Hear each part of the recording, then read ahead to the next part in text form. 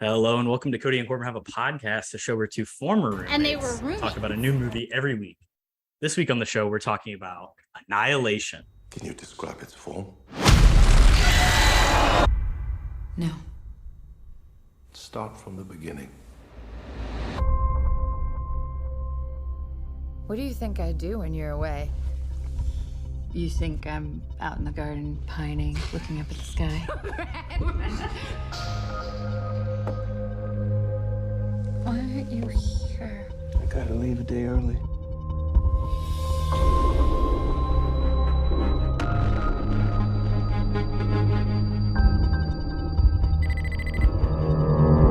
Your husband's here. Let me see him. He's extremely ill. You have to tell me where he was, what he was doing. It was his decision to go in. It's something they termed the shimmer. I'm your host, Corbin Vogel, and as always, I'm joined by my co-host, Cody Webb. Cody, how are we doing today? Doing great, man. Another great intro from you. Back at it with, just a normal episode of KHAP. I think these might be some of my favorites where, I just get to pick a random movie and we get to talk about it for a while. But, yeah, excited to be here. How you doing today, man? I'm good. This is our 23rd episode of the season. We're nearing the end of the season here in a couple episodes.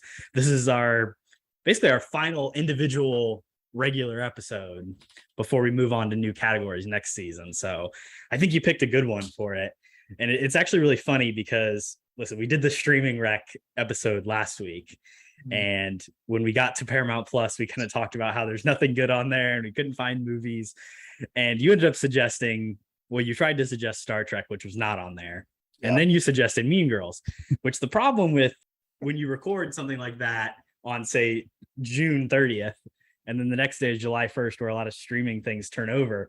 Mean Girls actually moved to Netflix on July 1st, and it's no longer on Paramount Plus. But this movie is on Paramount Plus, so it kind of works out. It's like you're bringing in a secondary rec after. That is funny. I didn't even know that about Mean Girls, but Star Trek probably just moved back to Paramount Plus. It very well might be back on there. So that's funny, but yeah, I mean, we didn't mention this movie at all, probably because I hadn't seen it. I don't believe you had seen it. I have not. So why'd you pick it, Cody? Let's get into it. Why? Well, I picked it for a couple reasons. It's been on my list for one that I did want to watch for a while because I heard interesting things about it when it came out, which makes a lot of sense now after seeing it. But I mean, it's also kind of relevant. I mean, Natalie Portman, Thor 4 is coming out. She's back in the MCU. Also, Alex Garland just released his newest film, and I was a big fan of Ex Machina, which I think is super underrated and super cool for just like lower budget sci-fi, which is kind of what this is as well, it seems like. So, not really one great reason, kind of just a lot of little good reasons to pick this. And I'll tell you what, I think this is actually going to turn out to be a pretty good episode. So I'm pretty happy with my pick. Yeah, there's a lot to discuss and get into with this movie. There's a ton of layers and there's a lot to it, as there is with a lot of Alex Garland films. So why don't we just go ahead and get into it? Initial thoughts. Good morning, Vietnam! This is an interesting pick because this is really the first horror movie that we've done on the podcast. We've never done a horror movie. This is, according to the Letterboxd genre, this is the only horror movie that we have touched on. And I'd had plans to bring a horror film to the pod at some point. It's interesting that we kind of end up with this film as the first horror movie, quote unquote, that we talk about, because it's not, I mean, it's kind of a horror movie, but it's more of a science fiction kind of thriller. My general, is that what you expected when you were getting into it? And then what was different from your expectations, I guess? Yeah, so my expectations going in, I knew that there was a little bit of horror in it, but I mean, me personally, I'm not a massive horror guy. I was much more intrigued by, the Ex Machina, sci-fi of it. And Ex Machina has some horror in it as well, like some scary shit. But I was more intrigued by the sci-fi, but I didn't know there were some horror elements in it. But I mean, it's kind of interesting you bring that up off the top as well, because like this movie, it's a combination of a lot of things. And like off the top, it's kind of like this mystery of what happened to her husband in this, just weird place. and then it turns into even more of a mystery when, like, you know, their memories get wiped, blah blah blah. But then it does fade more into this horror when they get to that first Oscar Isaac on camera scene. I mean, that's some gruesome shit. It's some body horror stuff, and Yeah. I want to, at a later point in the episode, kind of dive into our general thoughts on Alex Garland, but it reminded me of some of the stuff he did in Men that came out this year, and as well as even a little bit of the Ex Machina stuff, some of the peeling off of the skin. It's kind of interesting to see those through lines. I haven't seen Men before, but it seems like that is a lot. We've talked we've talked a little bit extensively about what happens, and there is it's very gruesome body horror type moment at the climax of that film. Not to spoil anything. It seems very interesting, to say the least. But and then it does like transition more into the horror with the whole bear. What is it, like a bear pig hybrid or something? It's got a weird looking face. I don't know. Yeah, I don't. I think there's some goat in there maybe or something. I don't know. It's very strange. It's got a weird skull face. But I mean, that's just straight up horror. Like that scene, super tense. I think very well shot as well. Especially for, I mean, it's got to be mostly CGI. I think they did make a practical thing out of it. But I mean, that scene is intense as hell. And then you move on to the end of the movie, and I mean, it's just straight up just, you know, sci-fi mumbo jumbo. I was a little bit lost, I'm not gonna lie. But I mean, from the beginning, like 10 minutes of the movie, if you just like fast forward like an hour and a half, I think you're gonna be just like the tone and sort of like what the genre of this movie is. It changes on its head almost, you know, 360, I think, which is fun. And I mean, my phrase for this movie is, I don't know if it's a good movie, but I can't stop thinking about it. like there's, like you said, there's so many layers. There's so many just like little things as well. Like even today, because I watched it last night, even going through the day today, I was like, does that actually make sense? There are some plot holes, I think, but overall, I did enjoy this movie a lot. And I might have to check out Man, because I'm 2 for 2 on Alex Garland stuff. I feel like Ex Machina. I do like Ex Machina more than this movie, but I enjoyed this movie quite a bit. So I might have to check out this newest one, even though, you know, I've heard some very strange stuff. This movie is beautiful to look at. It really is, like, it's stunning. Yeah. The stuff that they do with the shimmer, that even the grotesque bear is a marvel to look at. The weird alligator, the weird deer, the houses, the flora, the fauna, the crystal trees. There's a lot of beautiful imagery and production design in this. Al Garland definitely has an eye for the visual, whether it's like the tiny little house in the giant like mountains and greenery that you see in Ex Machina, or these like beautiful English plains in farmland in Men. He tells a really great visual story, and it's cool because this mixes in more of the VFX and like the CGI, but there's also a lot of cool practical stuff as well. My second question for you, how much have you gone into like, what does this mean on the internet? Have you gotten into those rabbit holes, or are you just kind of sticking with your own interpretation? That's a great question, because there's a bunch of stuff online. I haven't really gone into any of it, if I'm being completely honest. My thing with this sort of movie, that's sort of like a think piece, a science fiction think piece. That's how I view it, at least. I think I need a little bit of time to like digest the movie myself before I go into somebody else's ideas. Just because I feel like, if I immediately turn off the movie and then turn on this, you know, hour think piece on YouTube, it's kind of just going to be like, okay, this guy's just explaining the movie. So I do like those a lot, those video essays on YouTube, and eventually I think I will check them out. But I didn't at all. I mean, I'm freeballing it here. You know, the ending is very clear, I think, on what's happening, but sort of the in-between of that with the whole shadow thing, and obviously there was a mutation creating, you know, double the identities of these people, and sort of the questions it leaves you with as well of, you know, are they going to annihilate? Because obviously these are not the same people. So it leaves a lot of unanswered questions. I don't love the ending, if I'm being honest. I think they could have done it maybe a little bit better. But the third act, I was actually a big fan of, partly because I was a little bit confused. But and I mean, the visuals are also very cool in that hole they go down. I love the idea as well of limited dialogue to sort of kick off a third act. Sort of like they're not explaining everything down your throat every single second.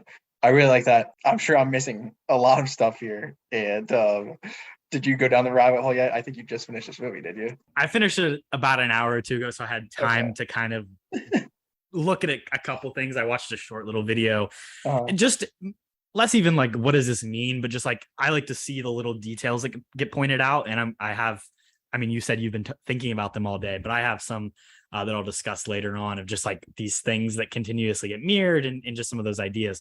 Because that's the thing about a movie like this. I'm sure when I rewatch it, I'm probably going to like it a lot more. I would imagine. And like you said, just kind of getting to spend time with it is really important. The other thing that I want to say is a lot of, I think a lot of our episodes, you could probably listen to them and have not seen the movie and still enjoy them. Well, yeah. This is probably going to be a hard, if you're at this point, like this might be a hard one. I really do recommend going and checking out this movie. It's 2 hours. It's like an hour 54. It's got a great cast. It would serve you better to go watch this movie than come back and listen to this discussion. Because I think even if you saw this movie like 3 years ago when it came out, go rewatch it and then come back to this discussion, or just listen to us yammer on about whatever. I mean, do that too, but no, I was literally just gonna say that after because I was like, we're probably talking just absolute nonsense right now. Like what are we talking about? Yeah. So big disclaimer. Do you want to try and do a little plot analysis for the people who haven't? So what happens? If you're like, I'm not gonna go watch this movie, but you still want to listen, this is gonna be very poorly explained. Well, we'll try it. So it opens with Natalie Portman talking to our boy Benedict Wong. True. Basically, the gist of the story is Natalie Portman. She's like the lone survivor of this pack that went out into this shimmer, which is basically just light cutting off, this land, and there's a lighthouse in the middle of it. Yeah. So it originated from the lighthouse and has been slowly spreading over a period of multiple years at this point.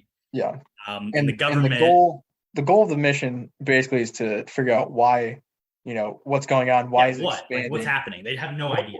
Because they've sent in, a lot of people in there and nobody's ever come out. But then as well, Oscar Isaac, who is Natalie Portman's husband, same thing. He comes out. He just shows up at their house, but then he has like internal bleeding. He's got a lot of issues, and he goes in a coma. So then Natalie Portman, she's like, I need answers to save him. She goes in with this ragtag team. A lot of great characters, a lot of great actresses. Tessa Thompson, Gina Rodriguez, etc. What's the other? A group of women, notably. A group of women scientists.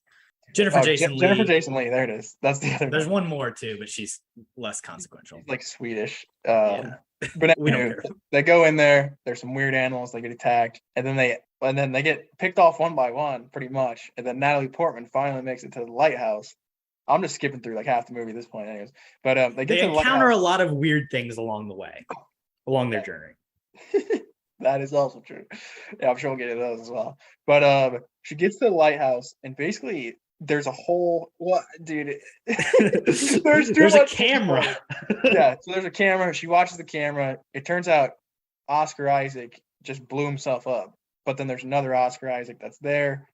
Not really explained. And then there's this little hole they go on down into, and then Jennifer Jason Leigh's there, but then she already got taken over by whatever was there.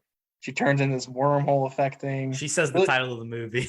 Yeah, Annihilation. Great title. Roll credits. Yeah, basically, after that, she wakes up and there's this. There's just this. Well, Natalie Portman gets mirrored. Looks Yeah. like her. Yeah. She gets mutated. She gets doubled, basically. They do a little dance. They kind of fight. Then they sleep, and then eventually Natalie Portman. Well, at least what I think, she ends up killing herself as well, but then burns down the whole lighthouse. And then they get out, and happily ever after for Team Annihilation, I believe. So that's the gist of the story. The big reveal at the end. I guess the big reveal is that Oscar Isaac is like, she realizes that the Oscar Isaac that is in the real world that is magically healed now that the shimmer has blown up is actually a copied version and not her real husband. It's an alien like copy. And she is as well. Yes. There's a glimmer in. I don't think so. I don't think she is. You don't think so? I do think she kills the alien version. But the important thing of note is that even she's gone into the glimmer, and everybody's DNA is mutating. And I think that's what we're showing at the end, is that she's not a copy of herself in the way that Oscar Isaac is, but she has definitely changed. I disagree completely. I think she is the copy. And it's left open, ambiguous for you to make that decision for yourself. And you can see why Cody and I disagree. I I don't think she would be hugging him because he said the same thing too. He was like, yeah, and I don't think you are either. And then she did the whole. Well, circle he thing. said, "Are you?" And then she just doesn't answer. She didn't answer with the hug. But she does the whole circle thing with the water as well. The So, water starts to mutate. Yeah, it's Yeah. it's unclear. I feel like it's heavily implied that she's the duplicate now. Yeah, it leaves you questioning. Is the idea? I personally don't think she is. I think she That's fair. kills the duplicate. And that's the beauty of this movie. So we went over the plot there. If you're not confused, you should be, because we're obviously confused. And I think that's what is so great about this kind of movie is, like, it's something you can just talk about for a long time. I mean, maybe you don't fully understand it, but like every single person has their own interpretation of it, which I think is very cool. But yeah, the sci-fi mumbo jumbo at the end, I really like. And the first hour, the build-up is good, but and then you get the horror as well thrown in. But I mean, the ending is just like, what the hell did I just watch? It's kind of that sort of feeling, which I think it was masterfully done. But yeah, the one last thing I want to talk about, because we've been going on in initial thoughts for a while, so we can move on. But that was a big plot. The general themes of this movie, it's obviously, well, the title is Annihilation. Mm-hmm. It's kind of this versus of like assimilation versus annihilation. Everything inside the shimmer is kind of assimilating amongst itself. It's copying, it's refracting its own DNA. There's copies that we see throughout the entire film. It's kind of a theme of people's memories, people's bodies, their own DNA being assimilated and kind of becoming this, like, not really a hive mind, but an entire experience together. It's all originating from this extraterrestrial source at the center.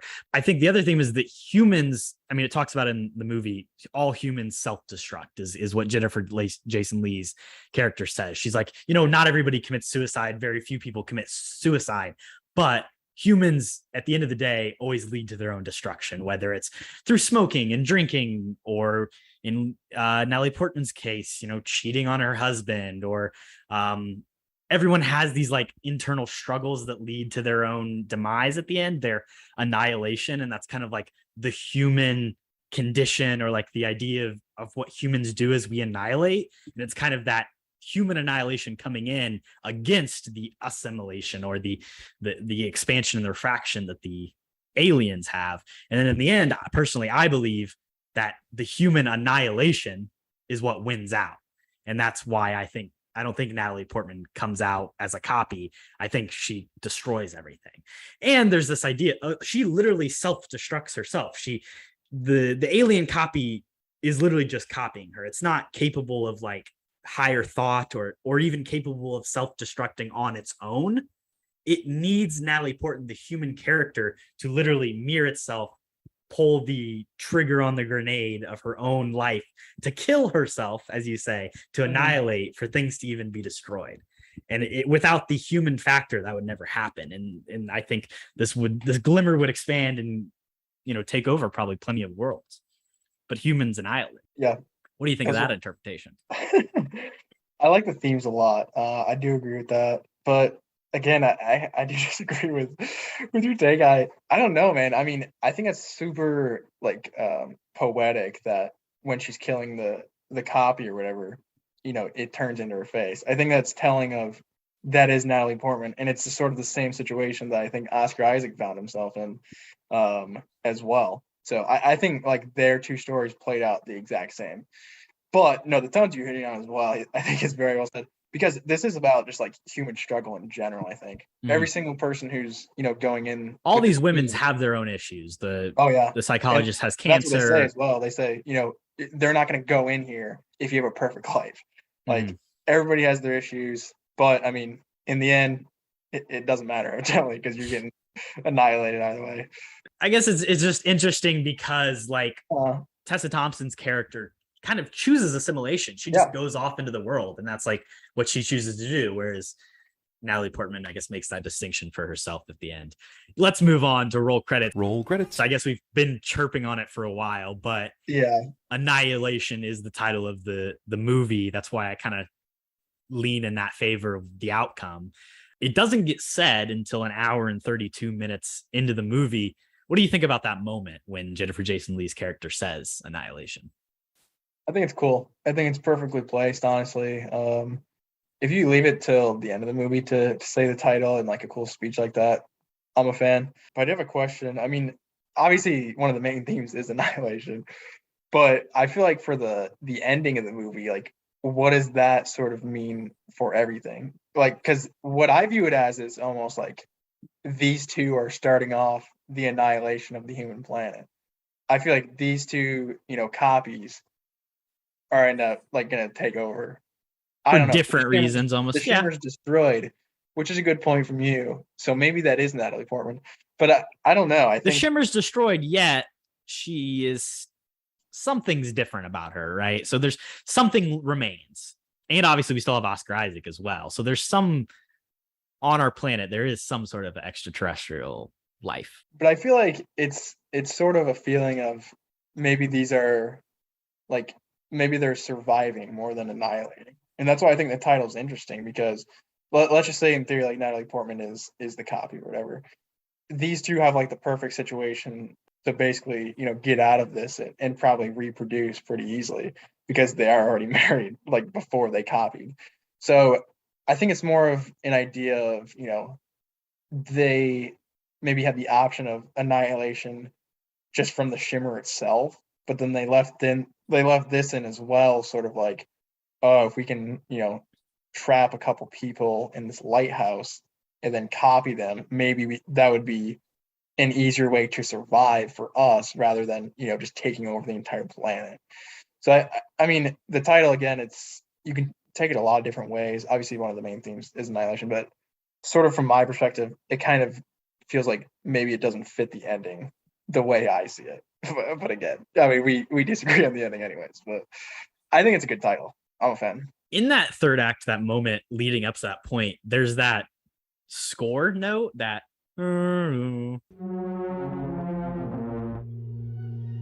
Yeah, I didn't even know that was in this movie. I did not know that was that. It's like all over TikTok. It's been used. Yeah. I had no idea as well that when I heard that, I was like, oh my gosh, that's the score of this movie. That's crazy. And it's pretty powerful in that moment, the way it's used. Like, even though I've almost become desensitized to the sound, like it's a pretty shocking moment. It's a pretty powerful moment when it's utilized. That is a good point. And I mean, the score, it's become bigger than the movie. I think that sounds all over the internet, I feel like. So that was cool because I did not know that either going in. Alternate endings for the movie. Do you know anything about any of these, Cody? No, definitely not. So, I mean, even this ending, the Paramount executives talked about, like, it was too confusing, essentially, is what they said. Which makes and sense. Alex Garland was like, you're just like insulting the intelligence of the audience with that. But originally he wanted it to be even more ambiguous. He didn't want to reveal which Natalie Portman he didn't want to show Natalie Portman leaving the lighthouse at all. So that leaves it more of a question mark of which version it is. I think because we do see her leave, it kind of makes it seem like it's the original one. There's the possibility that, like, when she's knocked out, maybe they switch, whatever. But then the other thing that he wanted to have at the end is you would see multiple comets raining down from the sky, and there was going to be more of these things crashing, and that was going to like be the end of the book or at the end of the movie, which I think is very interesting. That's cool. They should have done that, then made a sequel. I do like the ending, but that does sound a little bit better. I'm not gonna lie. Why don't we go ahead and move on to stupidest part, Cody? You stupid. Let's do it. Oh man. I'm curious. I really struggled in this category. Really? What do you got for me? I got quite a few. First off, more of a funnier one. Why is Natalie Portman having an affair with the guy from Interstellar? Romilly. I feel like that's kind of just in here to give her, a little bit more character depth. But I feel like it's very unnecessary. It doesn't really lead to anything because, I mean, evidently her and Oscar Isaac are fine in the end anyways. So I thought that was pretty dumb. Shout out to Romilly, though. Good guy. But past that, my big question for you is, how the hell did Oscar Isaac get back to the house in the beginning of the movie? Because I really don't understand how that happened at all. Yeah, I think that maybe that's just like an unanswerable question of like, because he says like, I saw this and recognized it, and then like that's all he remembers is like recognizing the place and then ending up there. I'm not sure. How does he get out of the Shimmer? I don't It's know. gotta be some teleportation shit. It had Well, to be you know, like, there's the interesting because it's not when they first enter the shimmer, they kind of black out, you know, yeah, and it's like like 6 4 days days. or Yeah, 4 days or something. yeah. That does that happen again once they're inside?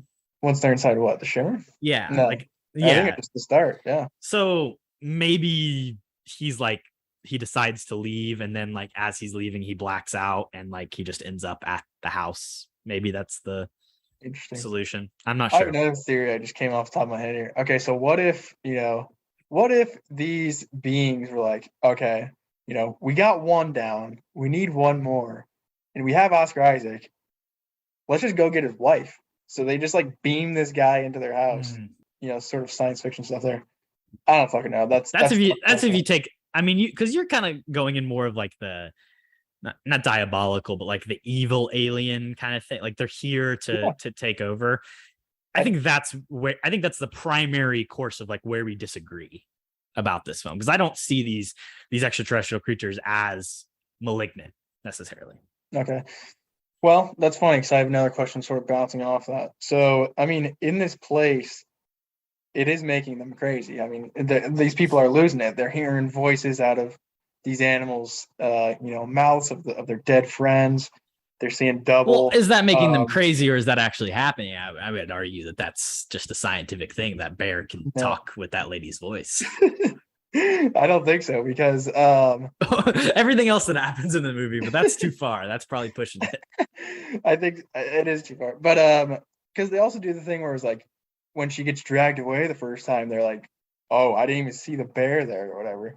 So they're clearly messing with their head somehow. So I'm just kind of confused on what the play is here from these, extraterrestrials. Are they trying to like weed them off one by one?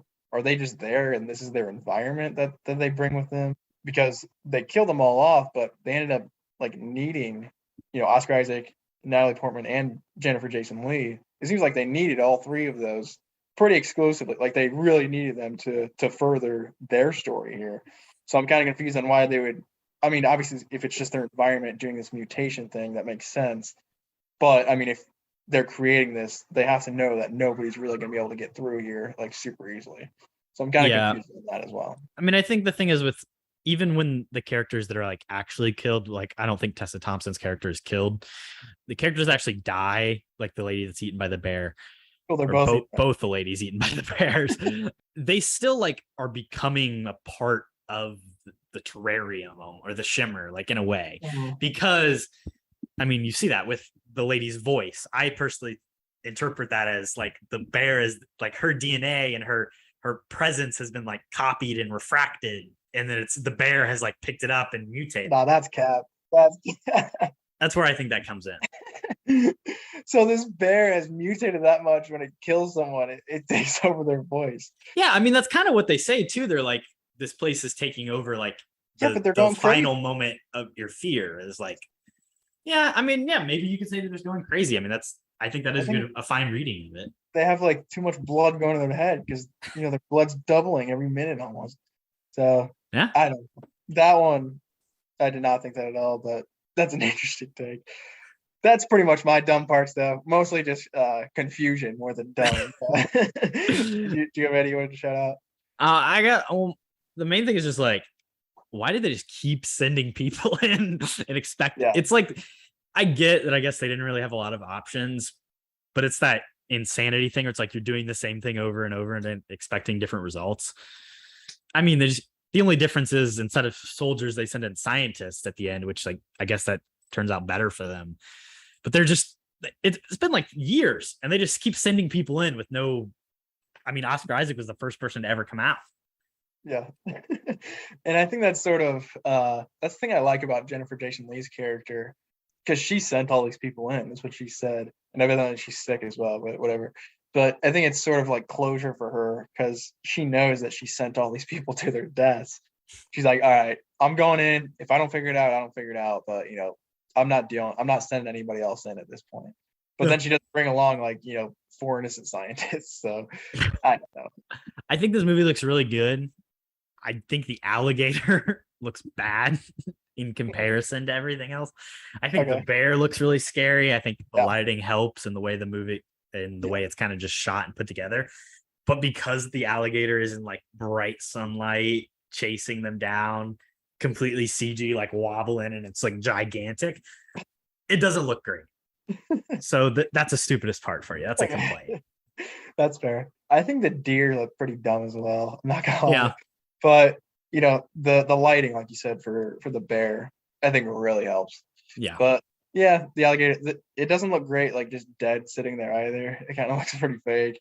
Kind of looks like really rubbery when like they're holding the jaw and everything. Yeah. Like I'm sure that's a prop, but It can't be easy to make those things though. no. But I think it also just sucks because in comparison, like there's so much that looks so good about this movie that it stands out more. So I was going to bring this up in filmmaking, but I feel like it kind of has a lower budget. I feel like it's a very low budget feel. I feel like they burned the budget entirely almost on the third act. I think they did make some practical stuff with the animals, obviously. But yeah, I mean, The Shimmer to me does not scream like high budget sci-fi movie. So I'm not sure, but I think all in all, online it says $40 to $50 million budget. It only grossed like 32 million in the United States. I think it bombed, honestly. It did. It basically maybe made its budget back, but that's Not not on those including numbers. marketing. On those World- numbers, it probably lost like worldwide. 40 mil. I wouldn't expect this movie to do too like insane at the box office, but that is a higher budget than I would have guessed, to be fair. I'm curious now in comparison, what the Ex Machina budget is. Probably I pretty think it close. is. I think it's less. I mean, it's a smaller filmmaker. 15 million. Yeah, he made that money, that movie for very little. Yeah, I mean, it's basically just one house they filmed. Yeah, I mean, it would be a perfect COVID movie. Ex Machina, All right. superior film, by the way. Go check that out as well. I think these two are like very close for me. Really? I like Ex Machina a lot. I have been making a list of everything, not everything total, but just like everything on Letterboxd that I've logged over the last year, and I just put these movies right next to each other. Nice. I think they're very different. There's some similar themes, some similar ideas, and obviously the same filmmaker. But for me, they're very similar. Let's go to favorite scene. She is very gorgeous to me. When I started watching this movie, I was kind of like, it's gonna be really hard to pick a favorite scene because especially early in that first third of it or the first half of it, it's just kind of, I don't know. There's nothing that stands out as like a really great scene. Obviously, when you get into the third act, there's a lot more interesting stuff. But before that, I think that bear scene that we talked about is really incredible. It is the first moment of like true horror. Yes, we get the alligator thing, which is kind of like a tropey horror thing. But this is like nighttime. They're tied to the chairs. You hear the call of the woman's voice, and she goes out there, and the camera stays on the women tied up, and then the bear comes. It's just expertly shot. It's fantastic suspense, and honestly, pretty frightening. So that's probably my favorite scene. That was easily my pick as well. I mean, that's some intense stuff right there. Pretty much as intense as it gets, I think. Just the way the bear fucking like walks around them as well. It's like some scary stuff. But yeah, visually, like stunning, I think. So props there. Same people that made Paddington Bear. I actually saw that. I did see that briefly on the internet. Shout out that team because they're killing it in Hollywood. But my other one I did want to shout out Best was, bears in Hollywood. I mean, other than like Winnie the Pooh murder version, you can't really beat. I think those two bears. They probably did him as well. I wouldn't be surprised. But the other thing I wanted to shout out was Jennifer Jason Leigh. Her whole mutation scene. It's very visual, I think, and sort of just like Natalie Portman getting lost into, the wormhole or whatever the hell that even is. For a second, maybe I even got lost into it, I think. So I think visually that seems very cool. And then just like conceptually, I think it leads into like the best part of the movie. So yeah, that was the other one I want to shout out. Rip Jennifer Jason Leigh. Nobody particularly cared when she died, I don't think, but good moment nonetheless. I wanted to also just give a small shout out. There's like a moment where like Oscar Isaac and Natalie Portman are in bed and they're just like laughing and having a good time. And it feels like a completely different movie from the rest of the film. And it kind of, I think they have really good chemistry in that. I think they're like a really convincing couple. And I would love to see a drama with these two as the leads where they're actually like in love. What do you think, Cody? Back it. I think their relationship maybe deserved a little bit more screen time. But Yeah. it was a big part of the movie. But yeah, I really like that duo. Oscar Isaac's a hell of an actor, I think, and pretty underrated. And then Natalie Portman's good. I think in this movie specifically as well, it's one of the best I've seen from her. Obviously, Black Swan, but I feel like she doesn't do that much dramatic stuff anymore. Which could, I mean, she probably just doesn't do too many movies in general anymore, to be fair as well. But I think drama is like her best, feature as an actress. So I back that movie. I'd watch it. Let's talk filmmaking. We are Full Sail University. We take dreams seriously. So did you have anything you wanted to bring up? To Not really. I wanted to bring up the budget and the effects a little bit, but we've touched on it, so I'll just throw it over you, Teach.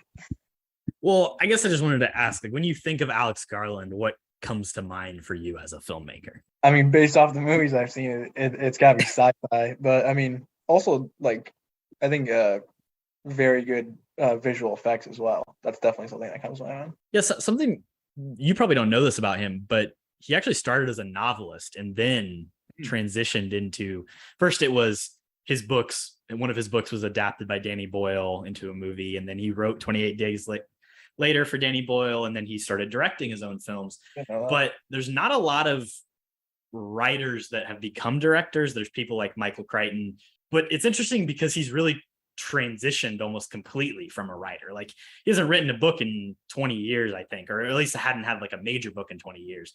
And now like he's pretty much just directing movies right now and some TV stuff, which I think is interesting. That's really cool, actually. I didn't even know he wrote 28 Days Later. So yeah, props to him. I feel like that is a tough transition, going from, writer to director and then, staying there consistently. What's his face hasn't done that very well. Who's the other famous writer to director? Come on. Stephen King? I don't know. No, like screenwriter. Oh, screenwriter. Well, I was just dialogue boy. You're talking about Sorkin. Yeah, Sorkin. I can't pull names today, but I mean, his directorial stuff I feel like has not been as good as his writer stuff. So I feel like that is a tough transition, even for some of the best writers. I don't think Men is as good as Annihilation or Ex Machina. I haven't seen him. But for like those three to be three of your movies that you've directed, and he's written all of them as well. This was based on a book, but I think that's just really impressive to be able to do that. Staying sci-fi, that's what Austin did really well. Very good directorial debut, I think, which is also something that I thought was interesting is a quote from him. So this is based on a book, but it differs pretty heavily. Like the women aren't even named in the book. It's a lot more like ethereal and about the mind. A lot of the stuff that they see doesn't happen in the book, and the endings are different, I believe. It's also a trilogy of stories, and Alex Garland only read the first one and didn't want to like take anything from the second or third one. But something he said was when he was rewriting the script, he didn't go back and reread the book because he wanted it to like use his memory and to make it feel like a book based on a dream, is what he said. And I think he probably achieves that pretty well. Yeah, that's funny. Probably the original writer of the book is probably pissed at this movie, but it's probably a Stephen King Shining thing, honestly. But there was some controversy when casting was announced, because I think some of the lead females in this are supposed to be like Pacific Islander or Native American characters, but those things aren't even mentioned until like the second or third book. So Alex Garland was like, well, I never even read those. I read the first book, started writing a screenplay, and was casting before that book was coming out. So he's like, that's my response to that. It's a pretty diverse cast. I think the other thing I want to talk about with Alex Garland, his relationship with women in movies is very interesting. Ex Machina is essentially a story about, it's a female protagonist. Now, you don't think it's a protagonist, but at the end, the protagonist is the robot, the female AI creature. It's a story about two points of view that men have of women. One, the Oscar Isaac point of view, where like women have to be like controlling and evil and to be successful AI and actually want to manipulate people. That's his whole thing. Like, she's manipulating you to love her. And then the Donald Gleason character's view of women is like, oh, I'm the nice guy, and like I gotta support women, and like I'm gonna help you escape. But like that's also unnecessarily a negative view of like what womanhood is. Yeah. So that movie is very much about that. This movie is obviously about, the five women that are journeying out into the shimmer or whatever. and they all have their own struggles. And then Men is very clearly about womanhood and, I guess men more than anything. It's kind of like people are negative about it just because maybe it's oversimplifying, and it's like why are you making this movie about like men terrorizing women? But it's very interesting to think about. This dude writes a lot of stories about women. Obviously, as two men on a podcast, we can never like fully eloquate like the power of that, or if it's necessarily right to the fullest extent, or like what he's doing. Like, is it his job to tell these stories necessarily? But I guess it's something to think about for sure. I think that's a great point, honestly, and something I probably wouldn't have thought of at all. But that is true. I mean, just coming from, these women's perspectives, is this guy the best, storyteller for this kind of story? One thing I will say, in, I guess, support of him is that he's talked extensively, and I think Natalie Portman has as well, is that this was very much a co-authorship of this movie. Like, yes, she didn't write it, but like they worked hand in hand of like what this story was going to be and who this character was, which I think is really important to do. And I think that really shows from Natalie Portman's performance as well. I think just like commitment wise, I think she's very into this movie, which is cool to see. The other thing I want to talk about in filmmaking is all the little details of the things that get like refracted, essentially. So I just want to point out a few of them out. I might have missed some, but the first thing is the tattoo on her arm. Do you notice that? Yeah, that's a big one.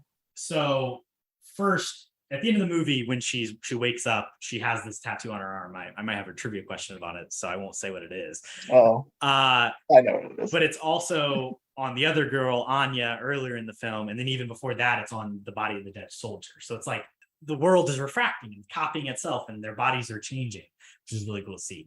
The other thing is we see her literal house in the shimmer. That's what I thought. The house that they go into is the house that her and Oscar Isaac lived in. So it's like, dude, that's memory. What I fucking thought. Yeah. Because it was the same staircase, I thought. Yeah. That's cool. That's a really small detail I like. Early on, you mentioned the deer. They're mirrored. They both move in tandem. So it's kind of an early look at like, hey, things are maybe being copied. Obviously, you also have the two Oscar Isaacs that are being copied. And then I also say that the bear mirroring Cass's words is an extension of that. It's copied. But maybe that's where you begin to disagree with me, I guess. This guy's capping.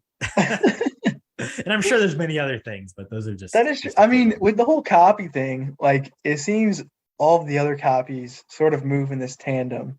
Like Natalie Portman and hers, the deer, but Oscar Isaac, it doesn't at all. So that's kind of confusing as well. It's hard to say. Let's move on to weird movie details trivia. Naked grandma! Naked, huh? Let's do it. Cody, what is the tattoo that appears on Lena's arm? What is it? Like, what is it specifically? I don't know. It's an 8, but it's like a rope, or it's like a snake. I don't know, dude. It's like 2 circles. It's a snake eating itself, which then also is a tie-in of the theme of like self-destruction. Yeah. Which is cool. I like that. I would not have guessed that. My trivia is bad this week. Mine's terrible. How many questions you got? I have one more. Okay. I have 2 as well. But mine have absolutely nothing to do with the movie. So it's gonna be fun. Okay.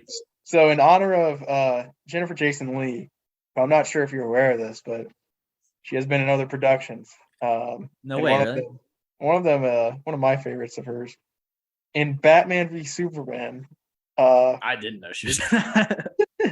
Missed that. She not? She's the senator, right? That's Jennifer Jason Leigh. No. Sure. I'll look it up. I actually, now that I think about it, I don't think that's her. So we're gonna ask the question anyways.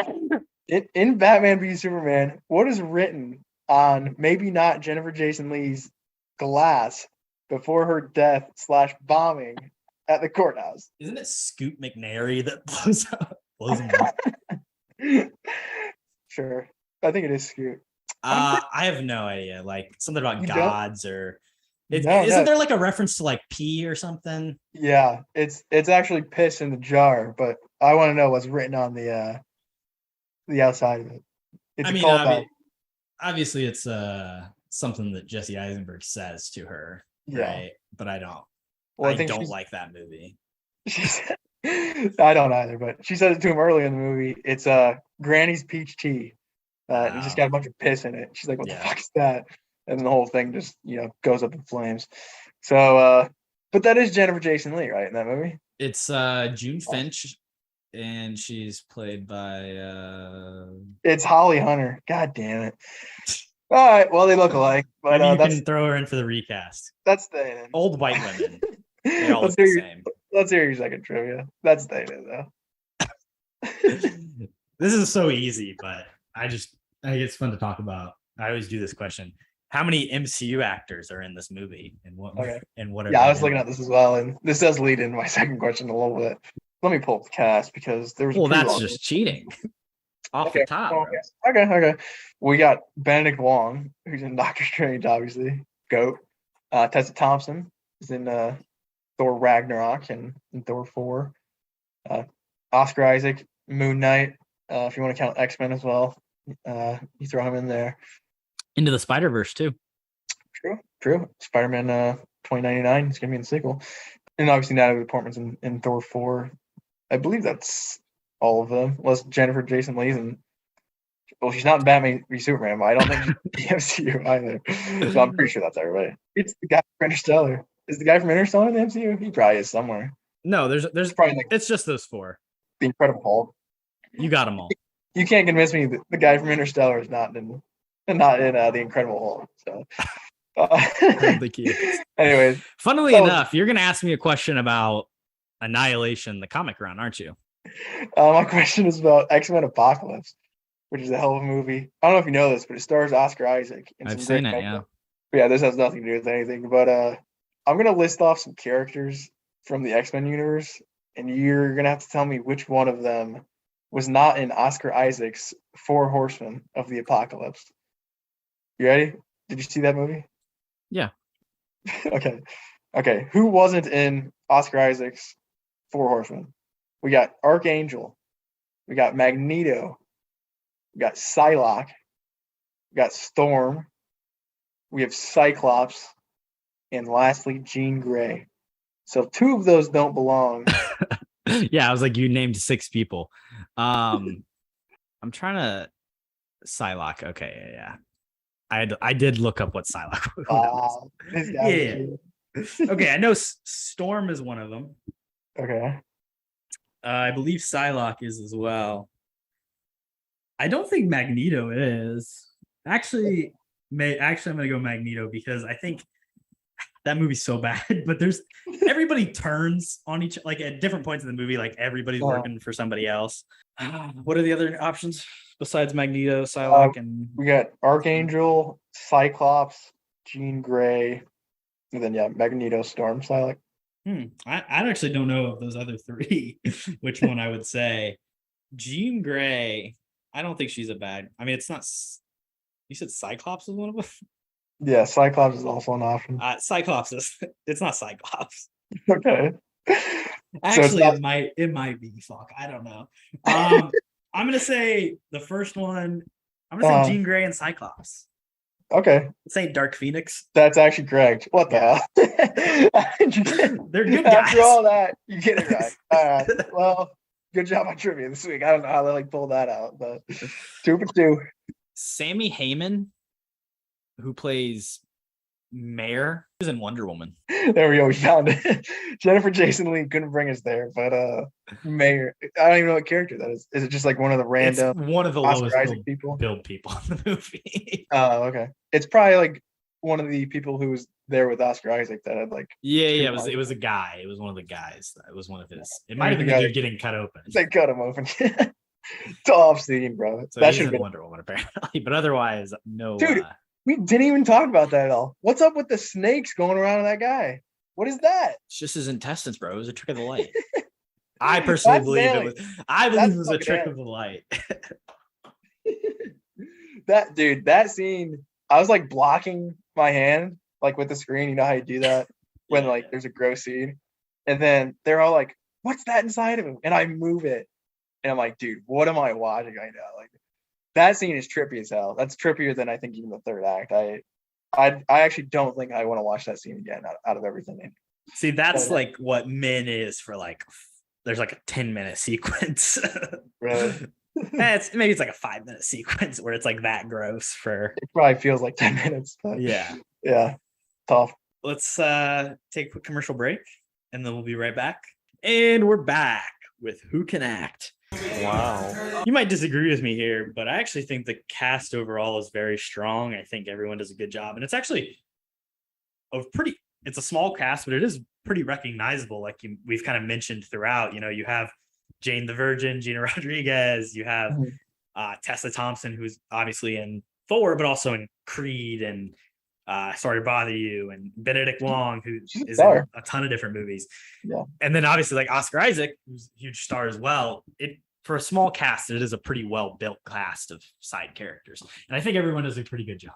Natalie Portman's great. Like we talked about, that co-authorship thing definitely helps with the performance when you're able to sculpt and mold the character yourself. But she does a phenomenal job as the lead with very little dialogue. Her performance is fantastic. Natalie Portman is probably one of the few actresses that can really pull that off, where it's like a lot of just like physical emotion acting throughout that's still really powerful. Oscar Isaac's fantastic as always. I mean, he's great in pretty much everything except Moon Knight, I think. Oh, I think he's good in Moon Knight. I mean, he's got dual roles. That's pretty tough. I like his accent. Governor. Yeah, Accent is fucking stupid. Not a fan. No Moon Knight slide here, but I do agree. I think this cast is pretty solid all around.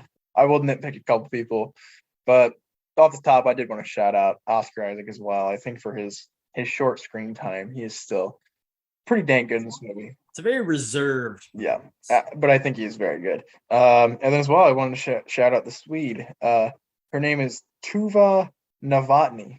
I probably butchered that, but if you listen, Tuva, I'm a fan. She's sort of just like the badass who actually has like an understandable backstory. Like her daughter died of cancer. Super sad stuff, and she gets taken out like a chump early. But I thought out of the main squad, like performance-wise, she matched everybody pretty well. And then as well, I have to shout out, I mentioned him earlier, my boy Benedict Wong. I mean, he doesn't have much to do in this movie, but that's sort of my point. Give this guy more prominent roles. I'm sure he has had more stuff, but like mainstream movies, what I think of him from, obviously, Doctor Strange, The Martian, and then now this movie where he's kind of just in it for 10 minutes. And I'm like, I like Benedict Wong. I want to see more of this guy. So shout out him. I mean, his agent, not a great agent, evidently. I dump him immediately, Benedict. Do you know if you go to his IMDb, Annihilation is actually the first thing he's listed as being known for? Really? Yeah, it goes Annihilation, Doctor Strange, Infinity War, then The Martian. I'm surprised that they would put Annihilation first. I would think Doctor Strange would, but yeah, probably the first Doctor Strange I would put. Yeah, I mean he's like sixth billing at best in this movie, so that does kind of suck. Yeah, moral of the story: give him more prominent roles. I don't understand like why this guy isn't getting more like big time roles in Hollywood, but that's just me. Yeah. Cool to see him branching out a little bit, because even like the Doctor Strange thing is like kind of a typecast type thing. Yeah, I think very much. I guess he's a scientist in this and The Martian, which maybe is still like a stereotype a little bit. But I like Benedict Wong, and it is a pleasant surprise because something I kind of mentioned at the beginning, like I didn't really know a lot about this movie. Like I had no idea who was in it. I knew Natalie Portman was in it because she was on the poster. I didn't even know Tessa Thompson was in this movie. But yeah, I didn't know Tessa Thompson was in this. I didn't know Benedict Wong. Gina Rodriguez, who I haven't seen Jane the Virgin, but like even her, I was like, I recognize this person from like stuff. She's around. Yeah. I was really surprised with everybody. Agreed. And I mean, for this movie, I think that's the best way to go in it is completely blind. I actually went back and watched the trailer, and the Oscar Isaac cutting the guy open scene is in the trailer. I was like, oh. I'm glad I didn't watch this garbage because it would have ruined it completely. But yeah, this movie, we said it didn't make a ton of money. It completely was under my radar when it came out in 2018. It's kind of surprising because that's like when I really started to like going to movies a lot. Not nowhere as much as I have in the past 2-3 years, but I really wish I would have seen this in the theater because I feel like I would have enjoyed it so much. Like I got to watch it on my projector. It was daylight, so it wasn't as like the full experience, but like seeing this in a movie theater would be awesome. Yeah, I back that. We should just rent one out and play this. We're just gonna wait. Annihilation. Till 2028. Maybe they'll do a 10-year reshowing. Maybe. I'd be done. Why don't we go to Who Can't Act, Cody? That's my opinion! I'm curious what you have here. I I had to single somebody out because it's a category. We got to do it, right? Yeah. I did. I'll start us off. I do have a couple people I want to shout Okay, out. okay, we'll hear. 'Em. Tessa Thompson is one. I don't think she's bad. I've definitely seen her a lot better though. Weird character for her. Yeah, I kind of like the character, but I don't really think it suits her too well. I think maybe if her and Gina Rodriguez switched roles, maybe that would have been better. And then my other one is Gina Rodriguez. I think she is noticeably the worst out of the crew. Which, I mean, it's a very good crew, and Jennifer Jason Leigh is definitely in consideration as well. But Gina, she's got some tough parts. She's got the crazy, she's kind of got to like go snap back and forth as well between is she crazy, is she not crazy, is she going to kill them, is she not going to kill them. So she does have a tough script, I think, but I do think that she is the worst out of the crew. Rip Jane the Virgin, and she's also not much, movie wise other than this as well. So maybe that's a little telling. She is in a decent Netflix movie called Someone Great. So shout out to that. Okay. It's not the I need to best check movie, that out but before I it's talk about okay. it. It's the one where it's that when the Lizzo song Truth Hurts first blew up, it was because of that movie. You've probably seen that scene. Possibly. Where they're like singing it. She's like, why a minute where I gotta be yeah, but Gina Rodriguez. I think I have seen that actually. Yeah, she's dancing around in her underwear, and then her friend comes in and they're singing. Yeah, But Keith Stanfield's in that movie as well. If you're gonna do like a rom-com on Netflix, I would recommend it. Check it out. Okay. My main person for Who Can't Act is Jennifer Jason Leigh. I think it's just something about her like personality and her face is like very stoic and like there's not a ton of emotion. I'm reminded of her in The Hateful Eight. She kind of does the same thing. She's like a Western version of it. She does an accent, but it's the same. It's just like this like shitheadness almost. And it's like there's just nothing there. And she's playing this role of the psychologist that's like supposed to be kind of a little bit of the dramatic weight at certain parts in this movie. I mean, she has the big speech, which I think she pulls off, but her earlier speech about self-destruction, I love the dialogue, but I don't love the reading from her at all. It comes off really cold and empty. And maybe that's what they wanted, but I think that's kind of the wrong way to play that character. Yep. I agree with that. I think her early stuff is kind of like, I think she's kind of just got like an off tone or something. I don't know. Maybe she was going for something different. But the speech at the end, I did like a lot. That's pretty much the only reason I left her off the list here. But yeah, I think her and Gina and the other ones I mentioned, they are noticeably like not as good as Natalie Portman. Which I mean, Natalie Portman's acting her ass off, to be fair. But it's one of those things where it's kind of just like, you probably could have done another take there. Again, I feel like I'm just calling these actresses out. Some scenes not great acting wise in this movie. No offense to anybody, but just calling it like I see it.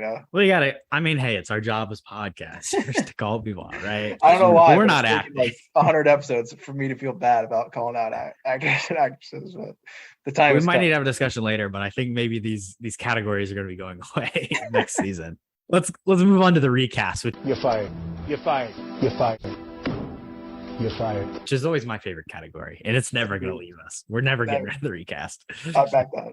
This first one I can't take the credit for because I did see it as like was almost cast, but when I read it, it's probably one of the strongest moments where I was like, I wish this would have happened and it would have made the movie thousands of times better.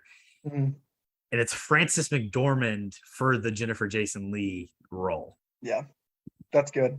I'm also going to replace her, but I mean, Frances McDormand, that's a very high quality. I mean, you get actress. one of the best actresses of all time. I mean, multiple time Grammy Award winning. And I think she just brings in that emotional depth that we're just like missing from like this very flat performance from Jennifer Jason Leigh. And we know for like Frances McDormand could do this with her eyes closed. Yeah, kill it. That's cool. Clip that as well. And you said she's won a couple Grammys. I also did replace Jennifer Meryl Jason Leigh. Streep.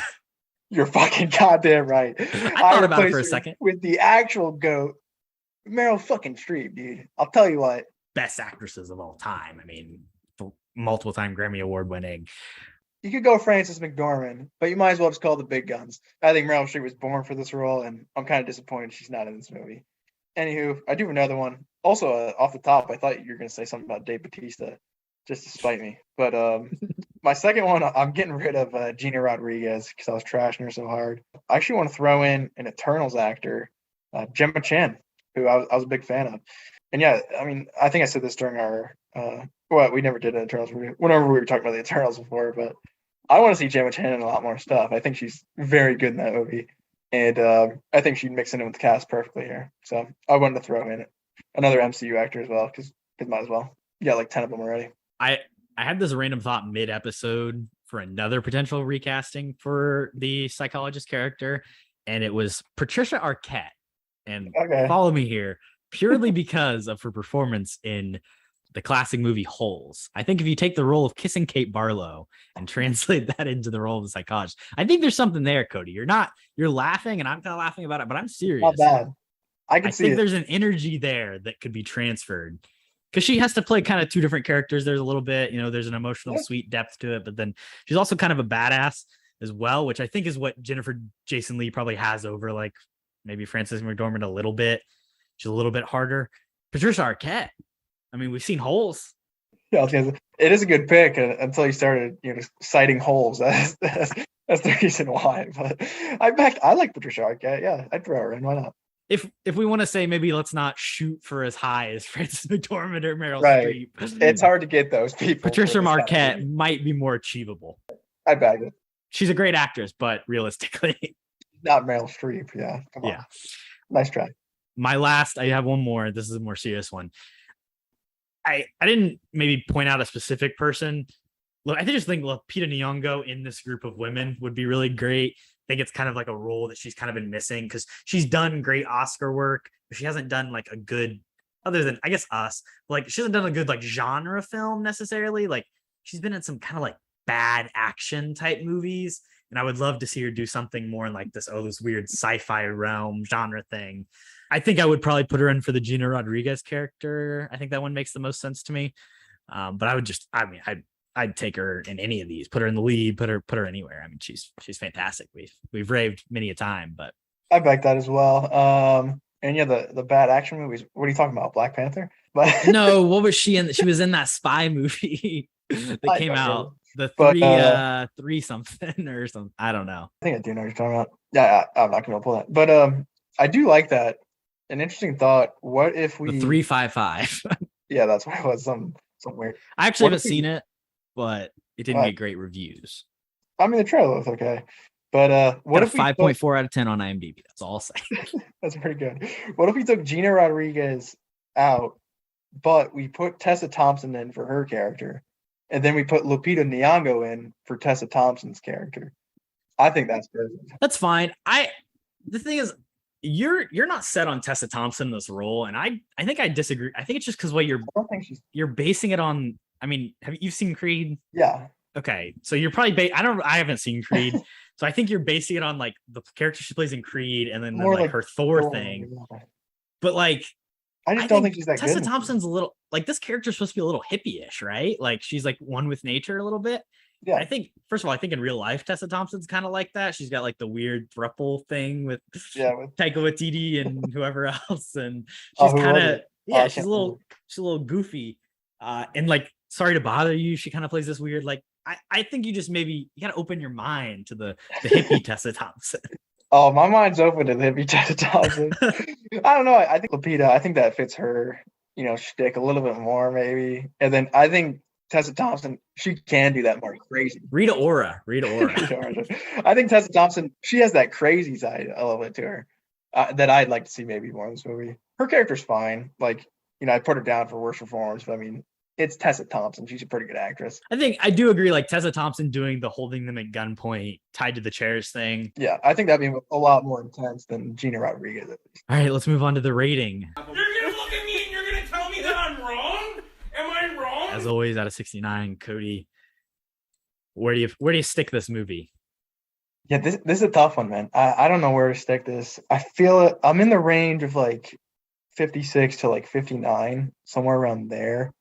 And after I was gonna go like 57 to start the episode, but after our discussion, I think I'm gonna go with a 59 out of 69. Again, this is not the best movie of all time. I think it's a thinker, and I really like that a lot. The story goes, bonkers at the end, but it is cool sci-fi. I feel like this movie's right up my alley again. So a great pick for me. But I'm gonna go 59 out of 69. What are you thinking? Well, we may disagree on the ending of the movie, but we agree perfectly on the score because No I'm also way. giving this movie a 59 out of 69. So, Wow. well, 4.5 star action. Yeah, Wow. 4.5 too. good movie. This is I a good really, movie. I really enjoyed it. Only regret is that I couldn't see it in the theater. That's what I'll stick with. Didn't we do this recently where we had the same score? Or I think it was a guest episode or something. I can't remember. This might be the first time where it's just us two where we have the exact same score. I could look, Crazy. but I don't care. Let's move on to We Have a Pod Rhythm. I haven't addressed this, but this is the last recording inside my old house of DeHart. We had the episode where it was kind of the ceremonial goodbye to DeHart Street, but this is actually this is my last evening in the house, and I packed. So I packed up the board game, the Blockbuster game. Is essentially what this is all to say, and I had to go to a random movie generator website. Nice. So this is actually bestrandoms.com rhythm, I guess, more than Okay. Cool. Blockbuster. Also, to point out, I mean, we recorded the entirety of the first season in that house. So shout out 28 to Heart, the birth of a great podcast. Yeah, absolutely. Let's the movie. Funnily enough, we've been talking about Batman v Superman. Let's just talk about Superman, Man of Steel. I'll go first. I really don't like this movie very much. I mean, I think it's probably no surprise to say that I'm not a huge Zack Snyder fan. I think I've mentioned it a few times on the podcast. I'm not a huge Superman fan, especially not as big as our friend Jackson Huron. I don't really like the character that much in general, but I think this movie really mistreats the character and does not understand the character of Superman at all. And it feels weird that this is Christopher Nolan gifting this to Zack Snyder to take on the DC movie, and it's just bad to me. Cody, throw it over to you. Yeah, I mostly back it. I don't think it's a good Superman movie, really. I think it's pretty mid. Henry Cavill, I think, is a good choice, but I mean, director-wise, like you were saying, Zack Snyder visually has always been a very good director, but I think for this character, he really missed it. The Kevin Costner stuff where it's oh, don't save people. Yeah, I don't really like that. But, overall, it did bring us Batman v Superman, which, great movie in Another DC. bad movie. I mean, like you said as well, the Nolanisms, it's not the same character. You can't have Batman and then make the exact same movie with Superman. They're complete opposites. That's the entire point of the characters. But yeah, I mean, a mid movie. I do like the part where Superman bends up a telephone pole around some guy in the bar who just dumps beer on him. That's a good part. But other than that, the flying's kind of cool. Visually, it is interesting, at least for the Snyder. last fight is kind of Not just a good it's bad, just CGI mess. Yeah, visually the fight with Zod I actually don't like at all. So that's kind of tough. But yeah, okay flick. I'd recommend others. Zod, good casting there though. Michael Shannon. Michael Shannon as well. You He's like in Michael that. He's in the Benedict Wong category. Get that guy more roles. But yeah, Knives Out King. true. All right, recommendations. What have you been into? I drink your milkshake. I drink it up. Obviously, we did a whole lot of recommendations last episode, Cody. But what have you been watching recently? Not a ton to talk about this week from me. Miss Marvel. Actually, I believe a new episode came out today, but I have not had time to check it out, sadly. But the last episode I actually did like a lot, so I wanted to shout that one out. Her whole journey to Pakistan to see her grandma. I thought maybe a little bit sloppily written, but I think very good overall. So definitely go check that out. But then as well, I can't even remember. Did we talk about Stranger Things last week? Yeah, no? No, we didn't because it came Did out not. last Friday. So Well, there you go. Yeah. Well, let's talk about Stranger Things. Well, me and Corbin did talk about it a little bit. That's probably what I was thinking of. But I was a little bit disappointed by that. heavy spoilers for Volume 2. Yeah. If they're this far along in this episode, I don't think they give a shit about spoilers. But yeah, Stranger Things, I actually was hyping up season 4 a lot before these two last episodes dropped. kind of not a big fan. I mean, they didn't have the stones to kill any main characters. Eddie just went out for no reason. It's kind of dumb. And the reunion sucked. And then they don't even have the stones to kill Max. And then it's just a setup for season 5. So, I mean, supposedly this was the big season where, shit's going down. I mean, it's finale, right? Also, I think the acting was terrible. But regardless, Stranger Things, I will be checking out season 5, so I can't be talking too much shit.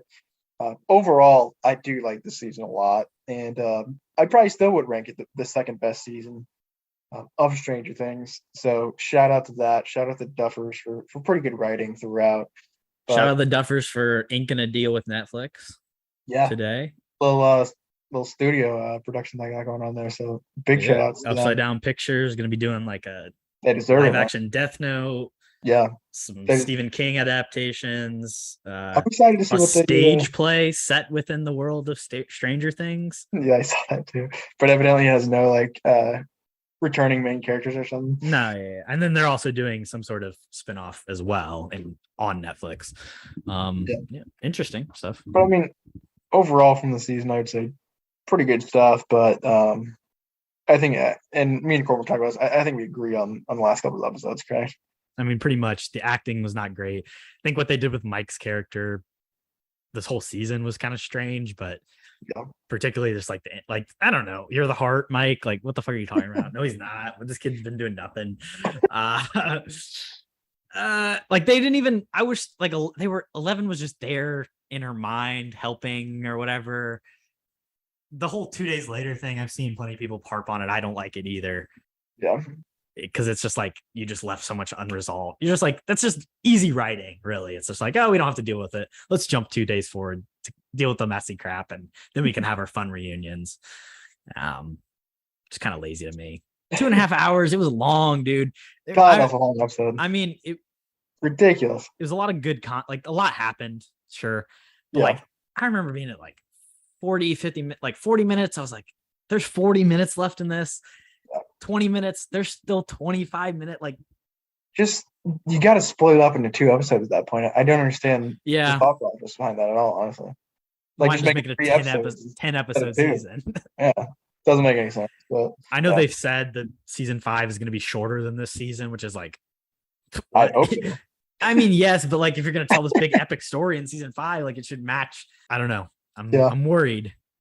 I was very high on volume 1. I still think volume 2 is good, but a little disappointed maybe. I mean, I'm not sure where they're going with it in 5 as well. Because I mean, like we said before, they have to do a time jump.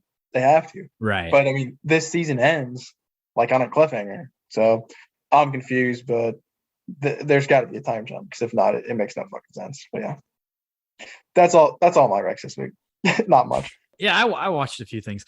Less movies than the big movie binge that I went on previously, but I did watch the entire Oceans trilogy and Ocean's 8. So I don't think I'd ever seen Ocean's 13. I think I realized, and I actually liked it. It's decent. Ocean's 12, abomination. Ocean's 8 is not. It's better than Ocean's 12, but I still gave it 2.5 stars. It's just like okay. It's a kind of a cool place to rob. I think it's the fact that Danny Ocean's dead sucks, but my hope is that, he's the ultimate con man. So maybe he's not really dead. We can get an Ocean's 14 one day. He faked out his own sister. So yeah, maybe. Fun cast, but meh movie. Yeah, Rihanna, right? Yeah. Rihanna, Awkwafina, Kate Blanchett, Anne Hathaway. It's funny because Anne Hathaway plays she plays a celebrity in the movie. And I was like, they should have just had her play Anne Hathaway. Yeah, Julia Roberts did it. They should have done. Yeah, Julia Roberts. I mean, if Julia Roberts, they should have just had Anne Hathaway play Anne Hathaway. But no, she plays some other. The thing is, she is getting into the Met Gala, and I don't, how Anna Wintour feels about Anne Hathaway necessarily. I guess she probably dislikes Meryl Streep more. Tough. There's a lot of cameos in this. They're kind of stupid, because it's the Met Gala, so there's famous people there. Nice.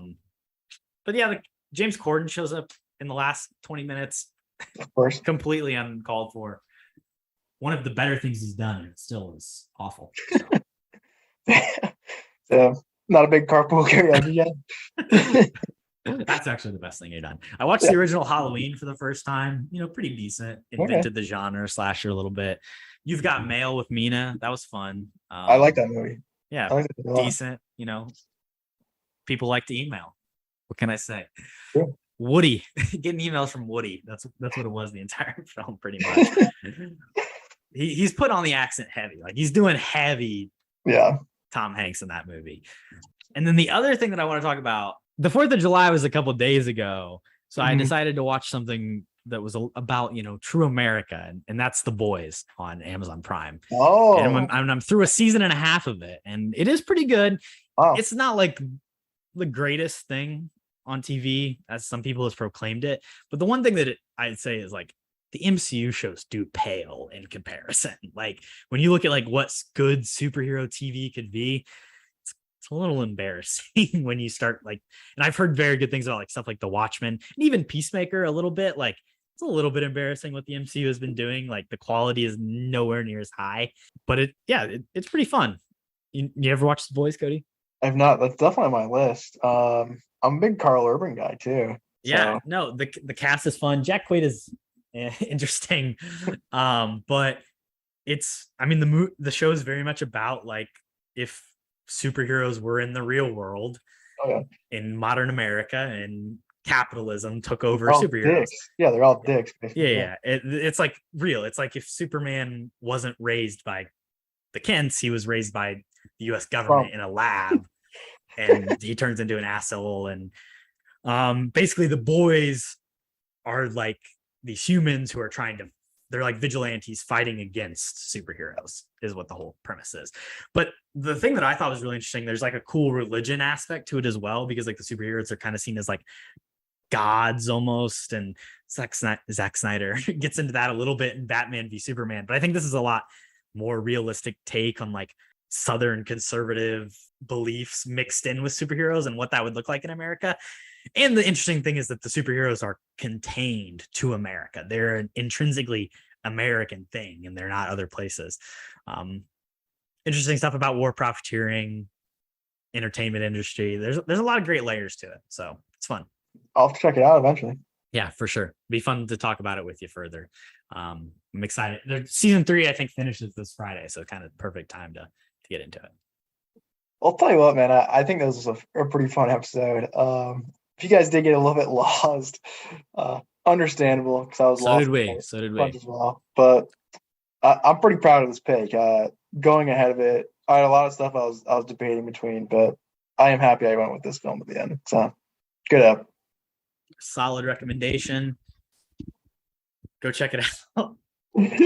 Watch this movie. Watch this fucking movie. Yeah, go watch this movie. I mean, if you made it to this part and you haven't watched the movie, that's a little strange. But we'll see you next week. Love you guys. Stay Captain. Peace. What you just said is one of the most insanely idiotic things I have ever heard. At no point in your rambling, incoherent response were you even close to anything that could be considered a rational thought. Everyone in this room is now dumber for having listened to it. I award you no points, and may God have mercy on your soul.